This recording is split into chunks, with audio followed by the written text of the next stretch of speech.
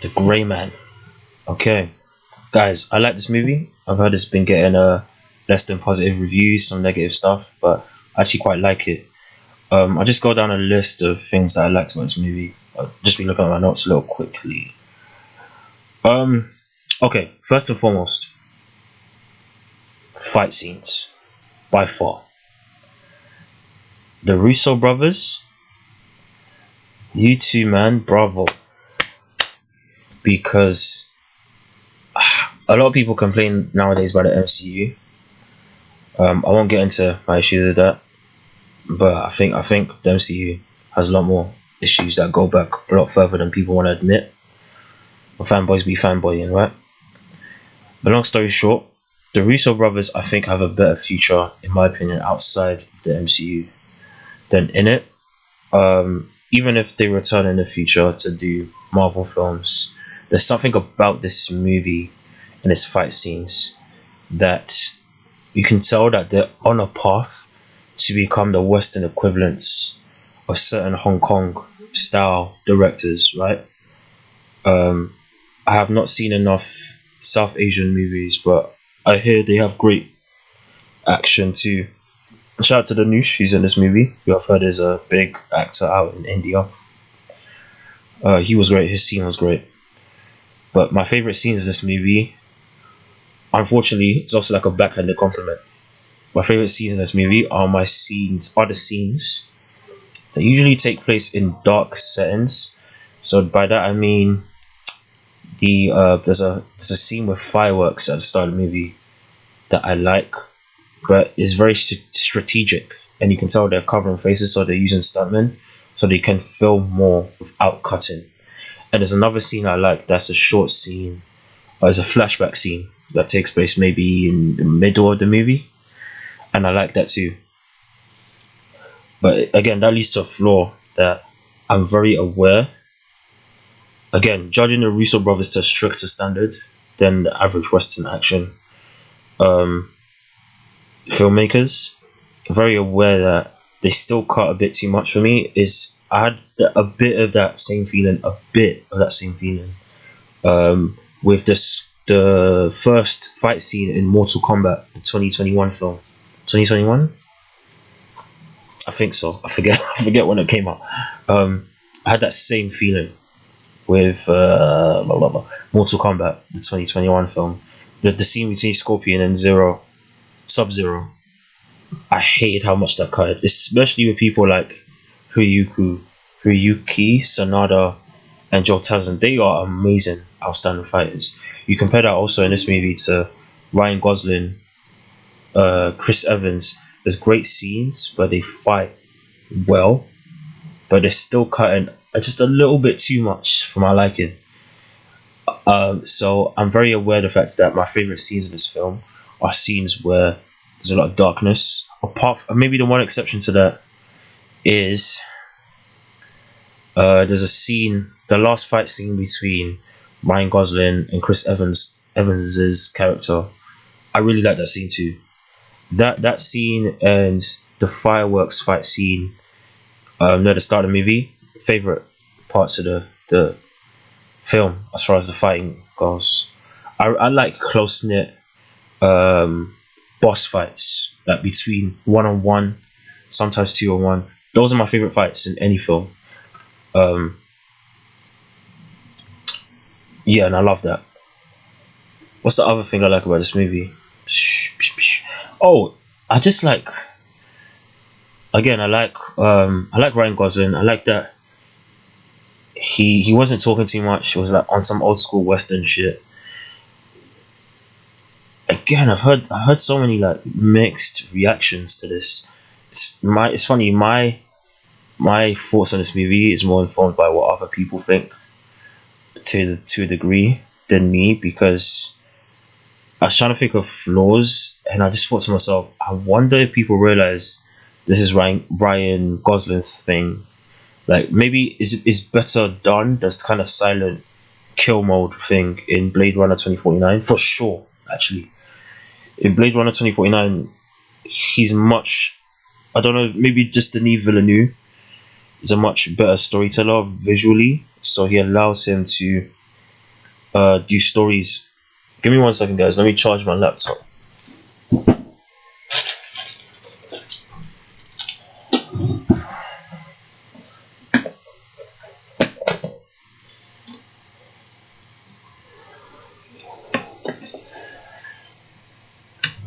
There we go. Okay. Sorry about that.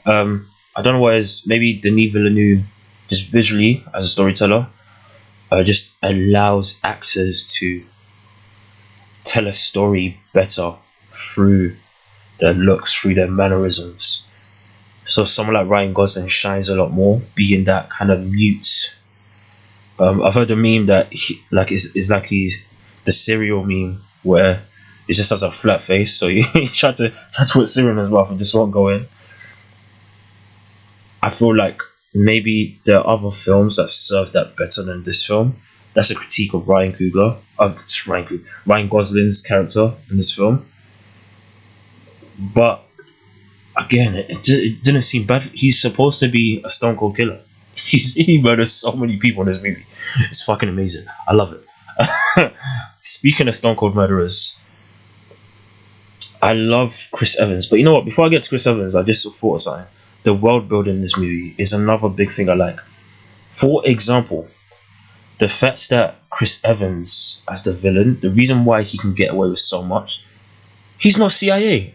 He's flipping private hire. He is someone who's so off the rails, who has associations with the agency because he used to work for them briefly, and is connected to another character in this movie. But he's someone who is clearly so off the rails that he is that emergency plan that certain characters use in this movie to get certain jobs done. There's a parallel with him of the Sierra program that Ryan Gosling's character is a part of. That, you know what, the CIA, you can tell, I've seen this in Miss Marvel recently, in certain other shows where they try to make police and law enforcement narratives seem self-aware of how they're perceived. Even Mindhunter, which I'm reviewing on my channel, go watch that review, where they try to make you realize that, oh, don't worry guys, we're self-aware that, you know, the CIA, the FBI, police in the States or various other places are perceived a certain type of way. It still feels a little corny though, I won't lie to you.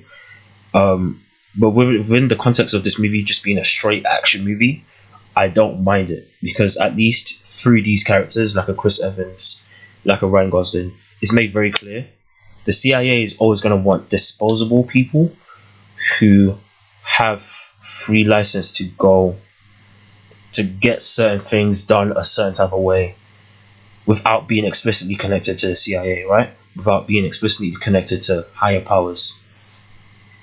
That feels like a story as old as time when we're talking about fictional stories or real life. Bureaucracy is real, right? So I like that about the world building this movie. It felt justified why you got someone like a Chris Evans to go after Ryan Gosling. It felt justified why the CIA would invent a program like the Sierra program to have characters like Ryan Gosling do the things they do for them in the first place also. And I like that. That's that below the action choreography is probably one of the highlights of this movie for me. But Chris Evans, yeah, what was I saying about him? Lovely job. Yeah, he's a great evil person. I still to this day, I know blasphemy. I still haven't seen Knives Out. Again, I know blasphemy. I know. Eventually I'll watch it, but I've heard good things about him in that movie. Yeah. Chris Evans is just, it feels like when you see something with him that's good, there's no need to add more commentary. It's like, what else can I add that is necessarily unique? He's cool in this movie. Yeah, his final fight scene with Ryan Gosling was fucking outstanding to me. I love it. The Russo brothers, yeah. Shout out to them. I like Anna de Mos in this movie. Her character, she was putting in work. Especially there was a scene. Again, it feels like it comes back to, yeah, she was convincing as an agent, but also the Russo brothers directing is just, you know. Um, Trying to think of other things with this movie. Let me look at my notes real quickly. I'm trying to think of positives. Nah. Okay. One last positive. Just remembered. I don't know how you say his name. I'll just call him Mr. Bridgerton because he's in the show. Bridgerton. All the girls first over him, all the ladies on Insta and TikTok.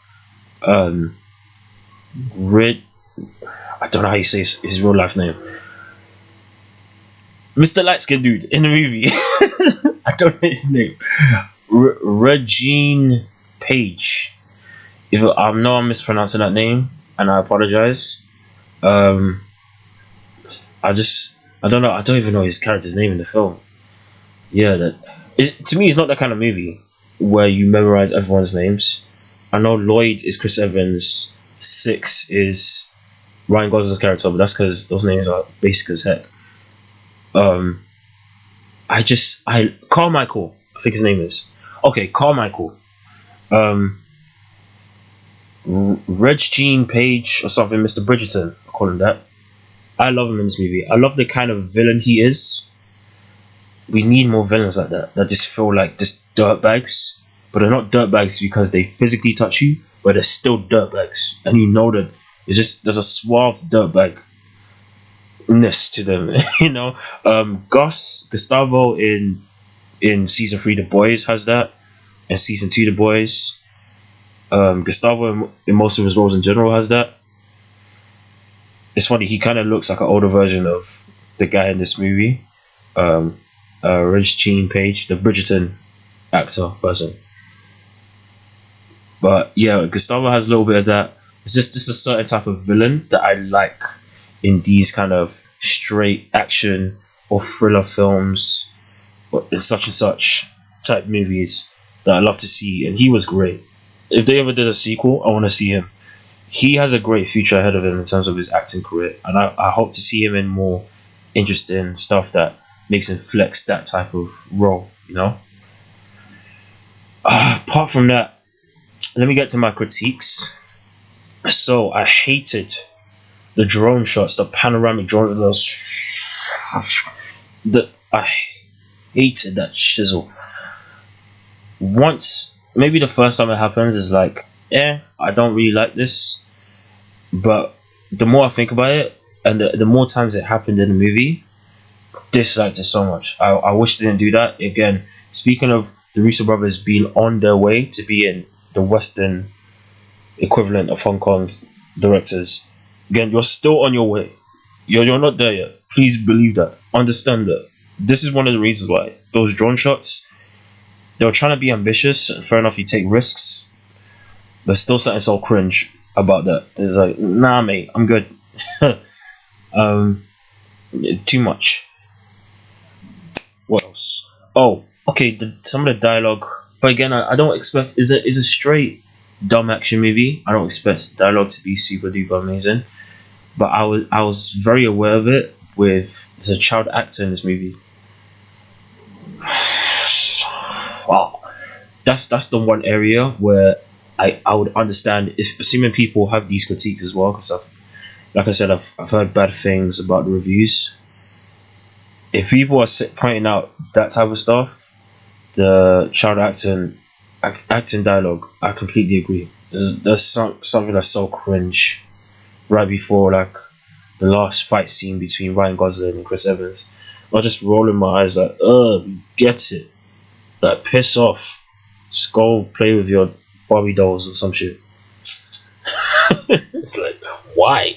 So, they needed something for some girl to do in this movie, and that's all right. But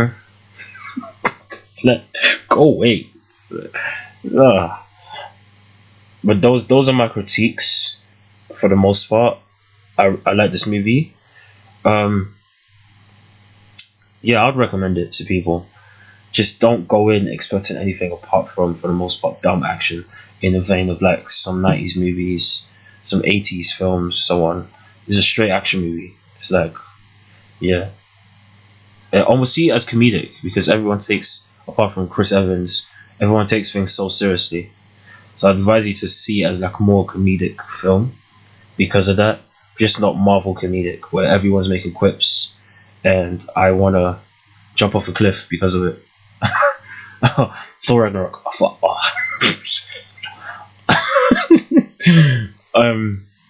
those are my thoughts on the movie. You guys, tell me what you think down below. If you've seen it, did you like it? If you're one of the many who apparently dislike it, please feel free to tell me why.